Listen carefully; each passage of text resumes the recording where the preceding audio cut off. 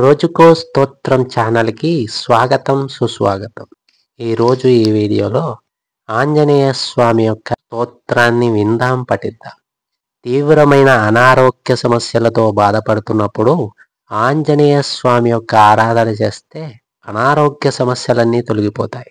ఈరోజు అమావాస్య తిథి కనుక అమావాస్య రోజు ఆంజనేయ స్వామి ఆరాధన చేసిన వారికి భూతప్రేత పిశాచ భయాలతో పాటు అనారోగ్య సమస్యలన్నీ తొలగిపోతాయి.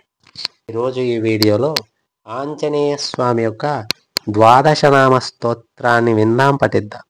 ఈ ద్వాదశనామ స్తోత్రాన్ని అమావాస్య రోజు ఆంజనేయ స్వామి ఆలయంలో కూర్చొని 12 సార్లు విన్నా పఠించిన ఆంజనేయ స్వామి అనుగ్రహంతో అనారోగ్య సమస్యలు, భూతప్రేత పిశాచ బాధలన్నీ తొలగిపోతాయి.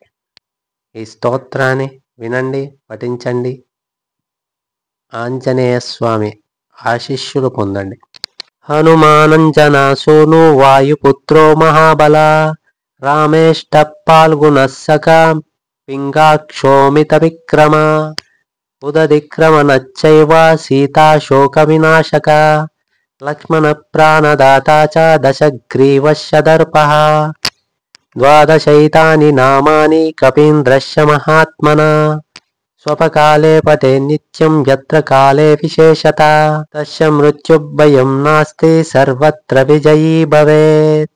హనుమానంజనా సూను వాయుపుత్రో మహాబల రామేష్ట పాల్గుణస్సక పింగాక్షోమిత విక్రమ ఉదదిక్రమణచ్చైవ సీతాశోక వినాశక మృత్యుభయం నాస్తి సర్వత్ర విజయీ భవేత్. దర్పః ద్వాదశైతాని నామాని కపీంద్రస్య మహాత్మనా స్వపకాలే పఠే నిత్యం యత్ర కాలే విశేషత తస్య మృత్యుభయం నాస్తి సర్వత్ర విజయీ భవేత్. హనుమానంజనా సూను వాయుపుత్రో మహాబల రామేష్ట పాల్గుణస్సక పింగాక్షోమిత విక్రమ ఉదదిక్రమణచ్చైవ సీతాశోక వినాశక లక్ష్మణ ప్రాణదాత చ దశగ్రీవస్య దర్పః ద్వాదశైతాని నామాని కపీంద్రస్య మహాత్మనా స్వపకాలే పఠే నిత్యం యత్ర కాలే విశేషత తస్య మృత్యుభయం నాస్తి సర్వత్ర విజయీ భవేత్.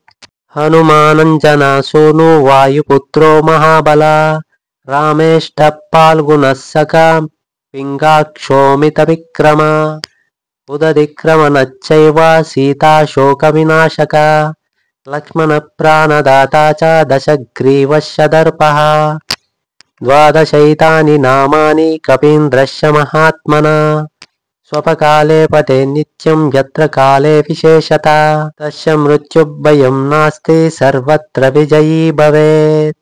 హనుమానంజనా సూను వాయుపుత్రో మహాబల రామేష్ట పాల్గుణస్సక పింగాక్షోమిత విక్రమ ఉదదిక్రమణచ్చైవ సీతాశోక వినాశక లక్ష్మణ ప్రాణదాత చ దశగ్రీవస్య దర్పః ద్వాదశైతాని నామాని కపీంద్రస్య మహాత్మనా స్వపకాలే పఠే నిత్యం యత్ర కాలే విశేషత తస్య మృత్యుభయం నాస్తి సర్వత్ర విజయీ భవేత్. హనుమానంజనా సూను వాయుపుత్రో మహాబల రామేష్ట పాల్గుణస్సక పింగాక్షోమిత విక్రమ ఉదదిక్రమణచ్చైవ సీతాశోక వినాశక లక్ష్మణ ప్రాణదాత చ దశగ్రీవస్య దర్పః ద్వాదశైతాని నామాని కపీంద్రస్య మహాత్మనా స్వపకాలే పఠే నిత్యం యత్ర కాలే విశేషత తస్య మృత్యుభయం నాస్తి సర్వత్ర విజయీ భవేత్.